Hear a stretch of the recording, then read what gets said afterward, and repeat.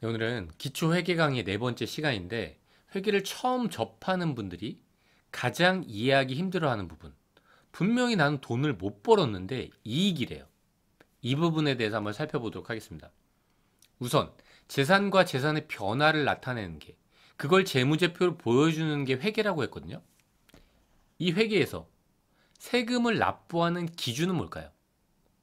물론 재산을 많이 가지고 있어도 보유세라고 해서 세금을 부과하지만 일반적으로 우리가 소득세나 법인세의 경우에는 재산의 변화를 기준으로 그 이익을 기준으로 소득세와 법인세가 부과되거든요. 그러면 재산의 변화는 어떤 걸로 보여준다고 했죠?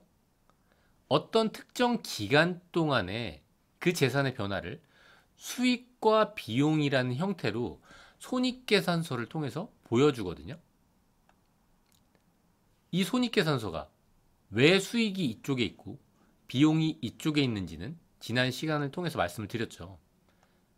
그리고 또 하나 말씀드렸죠. 그게 중요한 건 아니다.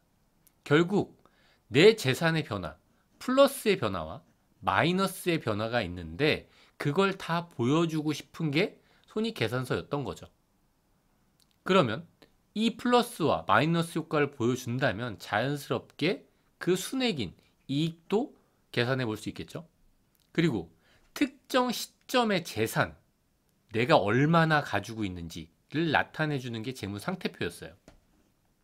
어떻게 구성됐죠? 자산, 부채, 자본. 내 재산의 목록이라 그랬죠, 자산은. 그리고 부채, 내가 누군가한테 갚아야 될 돈. 그리고 그 차액인 자본. 이게 재무 상태표였죠. 많은 분들이 오해하는 것 중에 하나가 바로 이 부분이에요. 분명 내 돈은 나갔는데 이게 비용이 아니래요. 손실이 아니래요. 왜 그럴까요? 제가 음식점을 운영해요.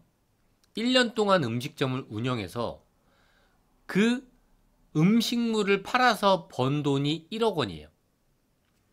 관련된 재료비로 5천만 원을 썼죠.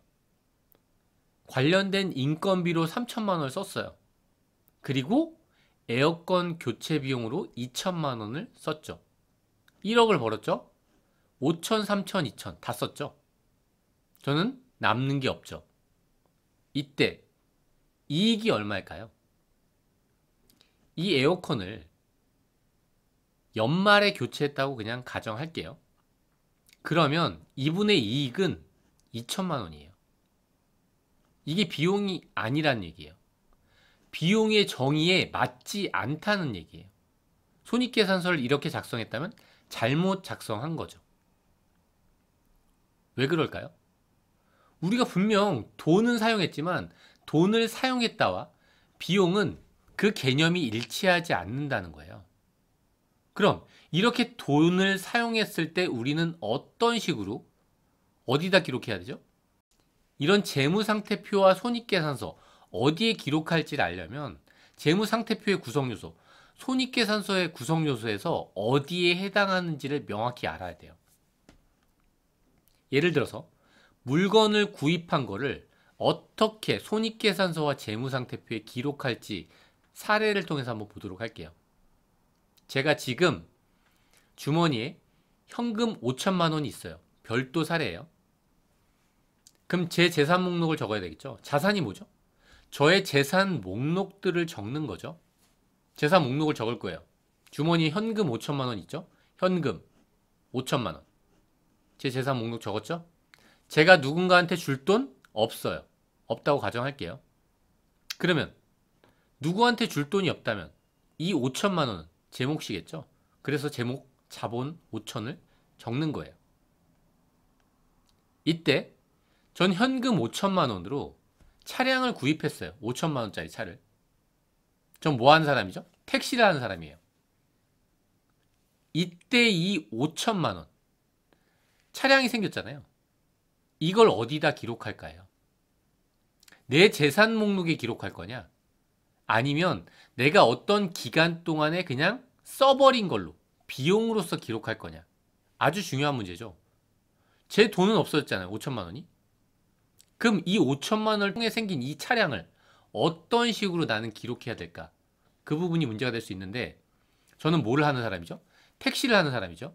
저는 이 차를 운전해서 계속 돈을 벌 거예요. 올해도 벌 거고 내년에도 벌 거고 이 차가 굴러가는 한 계속 벌겠죠. 이 차를 이용해서. 그러기 때문에 이거는 자산의 정의에 충족한다고 보고 여기에 기록하는 거예요. 내가 분명 주머니에 있는 5천만 원을 썼지만 그거는 그냥 자산이라는 거예요. 비용이 아니라. 그럼 똑같은 상황을 예를 들어 볼게요. 제가 홈쇼핑을 하고 있어요. 운영을 하죠.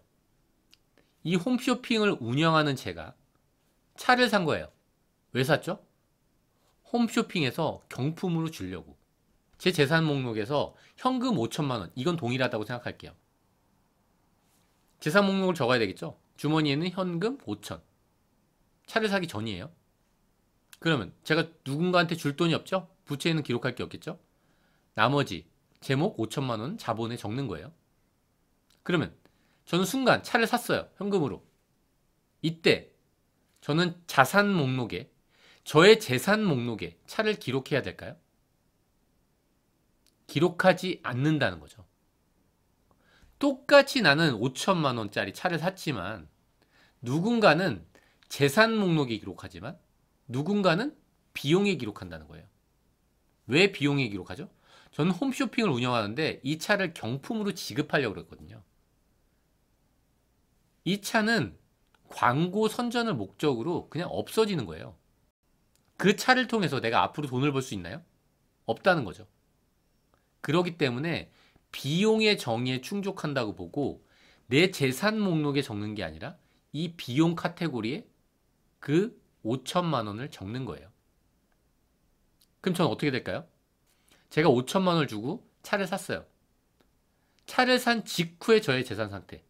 이게 차를 사기 직전의 저의 재산 상태예요. 재산 목록에 뭐가 있죠? 5천. 차를 산 직후 제 재산은 없죠. 목록이 없는 거예요. 차량? 저는 경품으로 쓰려고 산 거잖아요. 그렇기 때문에 바로 비용인 거예요. 내 재산 목록에 차가 없다는 거예요. 이 부분 때문에 많은 분들이 오해를 하죠. 결국 이렇게 정확하게 기록하기 위해서는 여기서 말하는 재무상태표에서 자산이 뭔지, 부채가 뭔지, 자본이 뭔지, 비용이 뭔지, 수익이 뭔지 이런 부분에 대한 정의를 명확히 알아야 되는 거예요. 아주 간단한 차이지만 재산 목록이 5천만 원이 이쪽으로 갔다가 있다 없다 할 수 있는 거죠. 이렇게 중요하다는 거예요. 그 정의를 분명하게 아는 게. 많이 혼란스러워하는 이 자산에 대한 정의를 회계 기준서에서 갖고 왔어요. 자산이란 게 뭘까? 자산은 과거의 거래나 사건의 결과로서 현재 기업 실체에 의해서 지배되고 미래에 경제적 효익을 창출할 것으로 기대되는 자산이에요. 저는 차를 사면서 물론 차량 등록부에는 제 이름이 잠깐 기재될 수 있겠죠. 근데 이걸 경품으로 지급한다면 이 차를 통해서 미래에 경제적 효익이 나한테 오지 않을 거라고 그렇게 기대되는 자산이기 때문에, 아니, 자원이기 때문에 자산으로 기록하지 않는다는 거예요. 좀 어려운 말이긴 하지만 그렇다는 거죠. 결국 내가 하는 어떤 경제 활동 있잖아요. 내가 하고자 하는 목적 사업에 이거를 사용해서 그 목적 사업의 이익을 증가시키기 위해서 사용하냐 안 하냐에 따라 자산으로 인식하냐 아니면 비용으로 인식하냐 이 부분이 달라질 수 있다는 거죠. 이만큼 재무상태표 아주 쉬워 보이지만 지금까지 아주 쉬웠잖아요. 자산, 부채, 자본 하고 연결해서 비용과 수익의 명확한 개념을 알아야지 결국 여기에 기록해 놓으면 되는 거거든요. 그렇게 기록되어 있는 자산 목록을 내가 볼 수 있다는 거죠. 그 정의를 알아야지. 오늘은 여기까지 하도록 하겠습니다.